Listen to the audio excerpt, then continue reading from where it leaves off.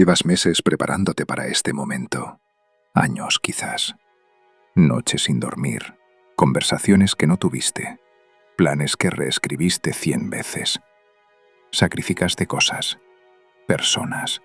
Versiones de ti mismo que ya no existen. Y aquí estás. La meta tan cerca que casi duele mirarla. Y entonces, algo pasa. No es que te falte preparación, no es que no sepas hacerlo.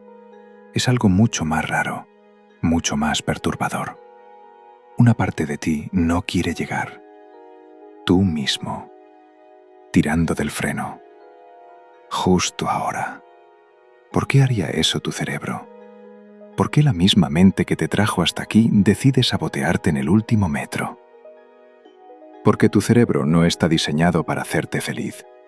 Está diseñado para mantenerte vivo. Y para él, cruzar esa línea, cambiar, crecer, convertirte en alguien nuevo, activa la misma alarma que si estuvieras caminando hacia el borde de un precipicio. El éxito, para tu sistema nervioso, huele a peligro. Y lo que estás a punto de descubrir es que ese sabotaje no es un defecto de carácter, no es debilidad, es un mecanismo, uno muy concreto, con nombre, con lógica propia. Y una vez que lo ves, ya no puede atraparte igual. Bienvenido a Faro de Medianoche. En este vídeo lograremos saber cómo convencer al cerebro para traspasar la línea que delimita el estancamiento del éxito. Todos asumimos que el enemigo tiene el mismo nombre: miedo al fracaso.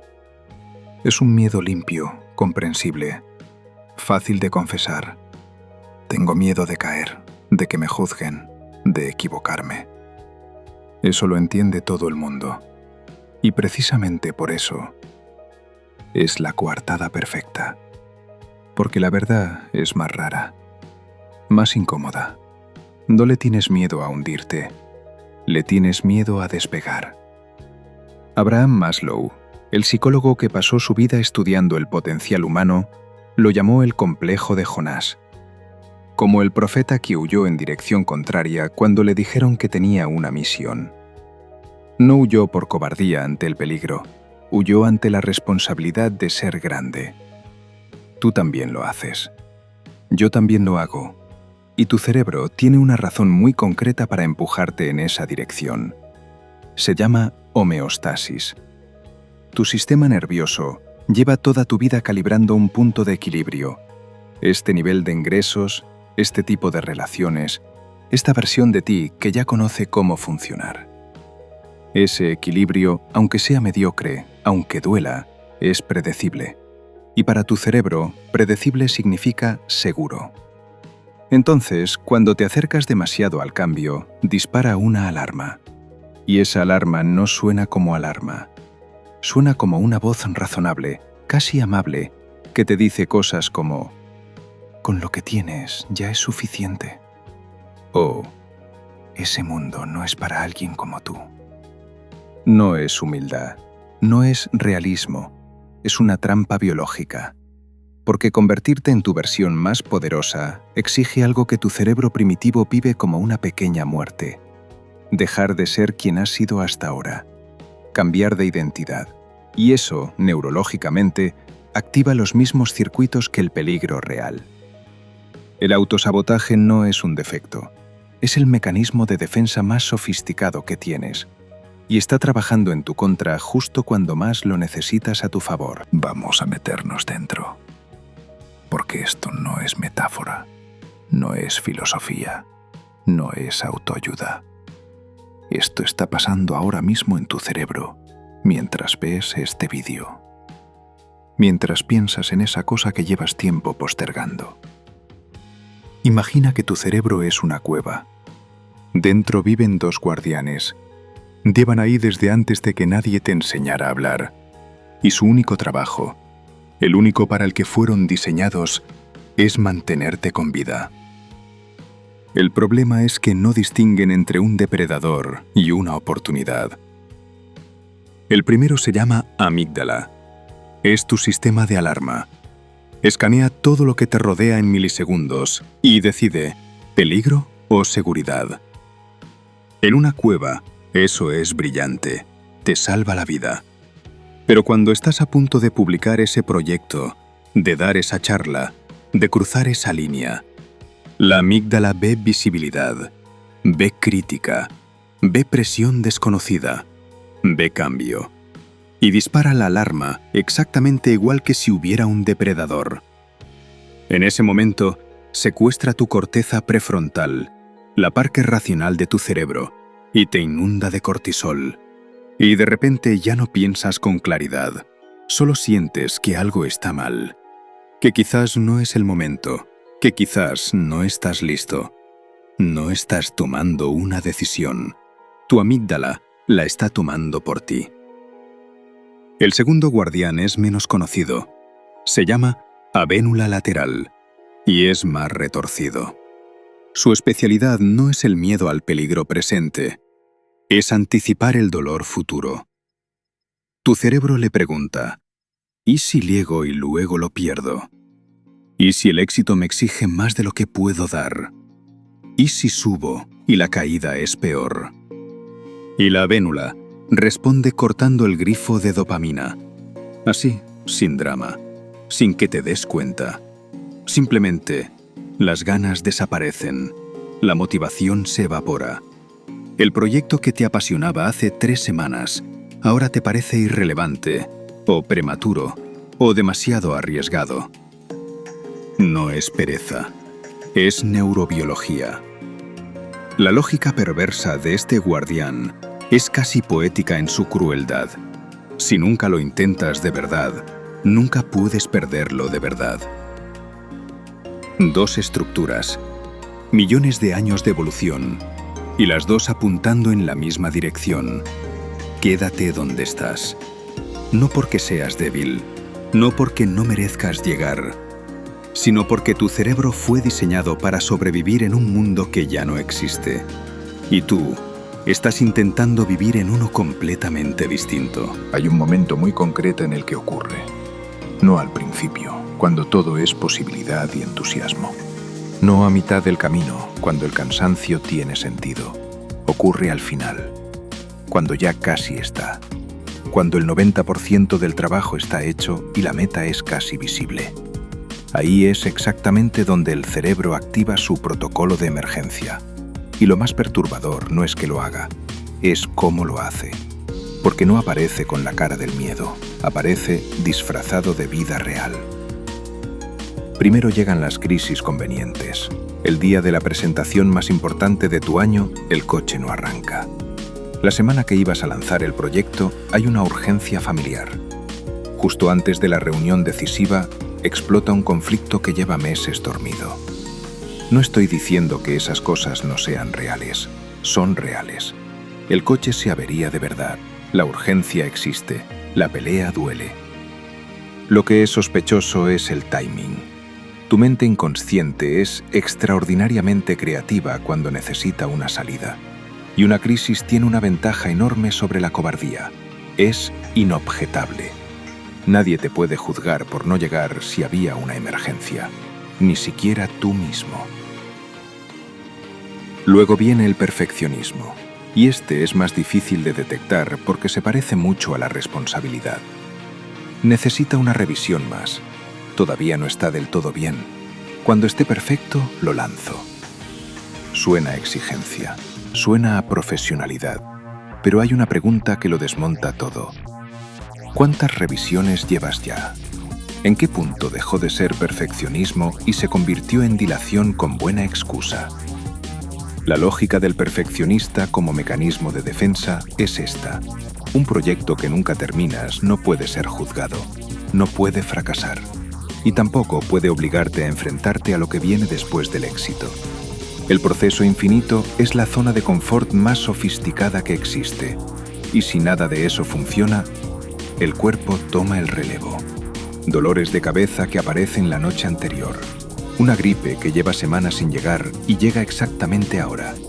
Un agotamiento tan profundo que no puedes explicar de dónde viene. No lo estás inventando. El cuerpo no miente, pero sí traduce. Convierte la ansiedad psicológica en síntomas físicos con una precisión que desarma cualquier argumento racional. Y lo más elegante del mecanismo es que te da una coartada perfecta, incluso ante ti mismo. Quería hacerlo, mi cuerpo no me lo permitió. 3 disfraces distintos, un mismo miedo dentro. Y la clave no es eliminarlo, porque no puedes eliminar un mecanismo biológico. La clave es aprender a reconocerlo cuando aparece. Porque cuando sabes que la crisis es conveniente, cuando ves el perfeccionismo como lo que es, cuando entiendes que ese dolor de cabeza tiene un nombre distinto al que crees, ya no te puede detener de la misma manera. Hasta ahora hemos hablado de tu cerebro como si el enemigo estuviera dentro de ti. Pero hay algo más. Algo que viene de fuera y que con el tiempo aprendes a llevar dentro. Tan integrado que ya no notas el peso. Se llama lealtad invisible. Piensa en la persona de tu entorno que más ha destacado. La que montó un negocio. La que se fue a vivir a otro país. La que dejó un trabajo seguro para hacer lo que amaba. ¿Cómo la trataron? A veces con admiración, pero casi siempre también con algo más. Comentarios velados, distancia que aparece sola, esa frase que suena a elogio pero duele como una advertencia. Mira en lo que te has convertido. Crecer tiene un coste social muy concreto, y tu cerebro lo sabe.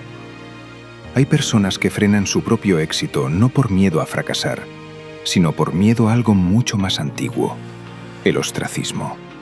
Quedarse fuera, perder la tribu. Durante miles de años, ser expulsado del grupo era equivalente a morir. Y ese miedo sigue vivo, codificado en tu sistema nervioso, aunque hoy la tribu sea tu familia, tus amigos del barrio, tus compañeros de trabajo.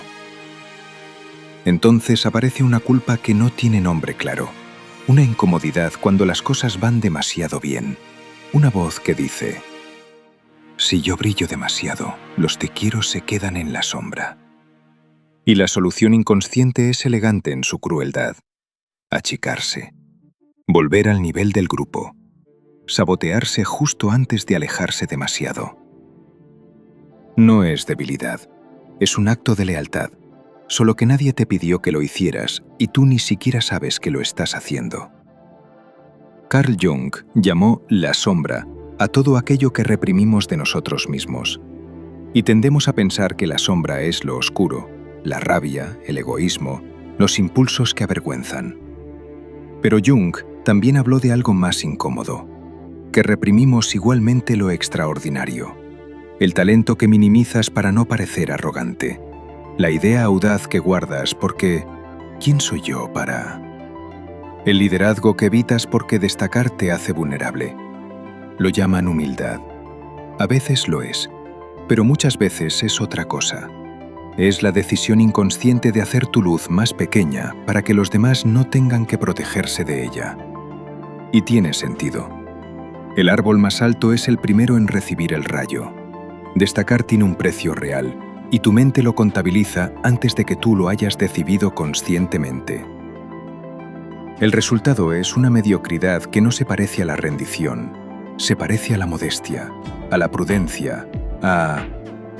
no es el momento, a... hay gente que lo hace mejor que yo. Suena razonable, suena incluso noble, y mientras tanto, lo más brillante de ti lleva años esperando que le des permiso para existir. Entonces, ¿qué haces con todo esto? Porque saber que tienes miedo al éxito no lo elimina. Entender la amígdala no la desactiva. Conocer el mecanismo no es lo mismo que escapar de él. Pero hay algo que cambia cuando lo ves con claridad. Y es que dejas de pelear contra ti mismo en la oscuridad. Lo primero que tienes que entender es que no puedes derribar el sistema. Solo puedes aprender moviéndote por dentro de él. Y eso empieza por algo contraintuitivo: dejar de apuntar alto. No porque la ambición sea mala, sino porque tu cerebro, específicamente esa avénula lateral de la que hablamos antes, interpreta los grandes objetivos como amenazas masivas. Le dices: quiero ser líder en mi industria, y dispara todas las alarmas. Pero si le dices: voy a escribir la primera frase, no pasa nada. Es demasiado pequeño para asustarse, Y ahí está la trampa para el sistema, porque esa primera frase genera un pequeño pico de dopamina. Y ese pico empieza a reescribir, muy despacio, el guión que lleva años diciéndote que el avance es peligroso. No es motivación, es neurología aplicada. Microéxitos que acumulados construyen un cerebro que ya no asocia el progreso con la amenaza. Lo segundo es exponerte, pero en dosis que no te maten.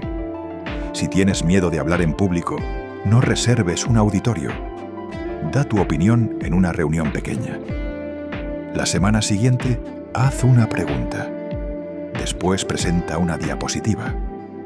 Cada vez que haces algo visible y no ocurre el desastre que tu amígdala prometía, le estás enseñando algo. Le estás demostrando, con evidencia real, que la visibilidad no equivale a la muerte social. No es valentía heroica, es entrenamiento, sistemático, paciente, casi aburrido. Y funciona porque el miedo no se razona, se entrena. Y lo tercero es quizás lo más extraño de los tres. Deja de tratar a tu saboteador interno como un enemigo. Esa voz que te frena, que te dice que no estás listo, que te convoca crisis justo cuando más las necesitas, no quiere destruirte, quiere protegerte. Es torpe, es anticuada, opera con un mapa del mundo que tiene miles de años. Pero su intención, en su lógica primitiva, es buena. Cuando la tratas como un enemigo, la refuerzas. Cuando la reconoces, pierde parte de su poder. Algo tan simple como decirte internamente: ya sé lo que estás haciendo. Gracias por intentar protegerme, pero ya no estoy en la cueva. No es magia, no es autoayuda vacía. Es interrumpir el automatismo con conciencia. Y eso, repetido suficientes veces, cambia la arquitectura de cómo respondes. Tu cerebro no es tu destino, es tu punto de partida. Fue diseñado para un mundo que ya no existe, con amenazas que ya no son reales, para una versión de ti que lleva tiempo siendo demasiado pequeña. No tienes que eliminar el miedo, solo tienes que dejar de obedecerle. Lo que viene después de esa línea que llevas tanto tiempo evitando no es un precipicio, es simplemente la siguiente versión de ti. Y eso, curiosamente, es lo más aterrador de todo, pero también lo único que vale la pena cruzar.